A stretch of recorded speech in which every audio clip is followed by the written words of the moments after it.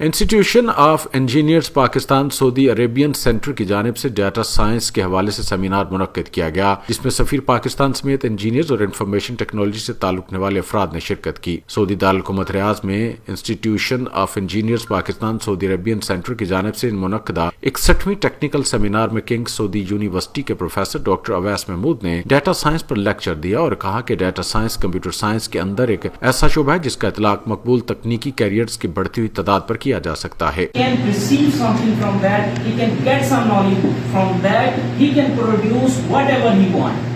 And this is actually about the data science and the machine learning.